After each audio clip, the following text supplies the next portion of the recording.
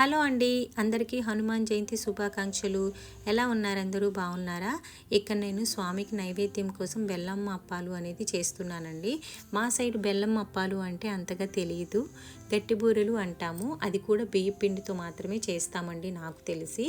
ఇక్కడ నేను స్వామికి నైవేద్యం కోసం బెల్లం అప్పాలు ఇష్టమని ఫస్ట్ టైం ట్రై చేస్తున్నాను.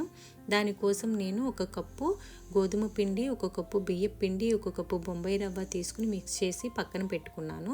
ఒక ప్యాన్ తీసుకుని దాంట్లో 2 కప్పులు బెల్లం తురుము, 3 కప్పులు వాటరు, అలాగే 2 ఇలాచీలు దంచి వేసుకున్నానండి. ఇది మంచిగా మిక్స్ చేసుకోవాలి కరిగేంత వరకు కూడా. నేను వేసింది పౌడర్ వేసుకున్నానండి. అది పౌడర్ కాబట్టి తొందరగానే కరిగిపోతుంది, ఎక్కువ టైం పట్టదు. ఇలా మరుగుతున్నప్పుడే గోధుమ పిండి, బియ్యం పిండి, బొంబాయి రవ్వ అనేది యాడ్ చేసేసుకుని లంప్స్ ఏమీ లేకుండా మిక్స్ చేసుకోవాలి.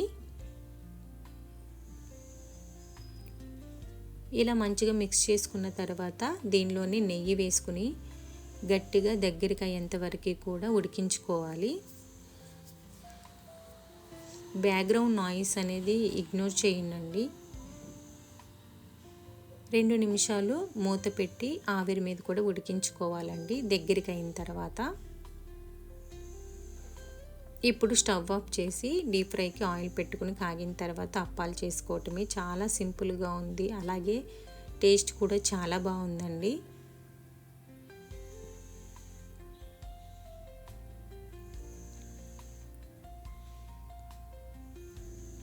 నైవేద్యం పెట్టడం కోసం అయితే పక్కకు తీసుకుంటున్నాను.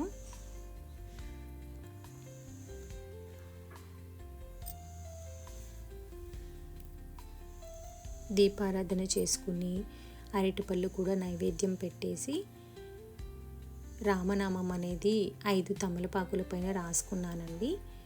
అది కూడా స్వామి ముందు పెట్టేసి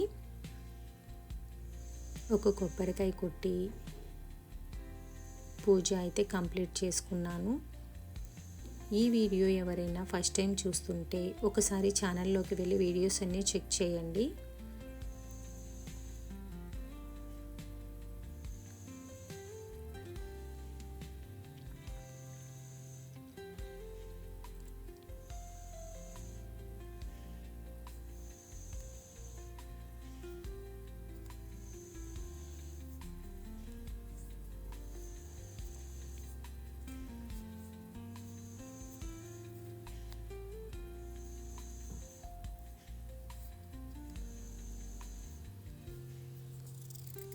ఇదే అండి ఈరోజు వీడియో.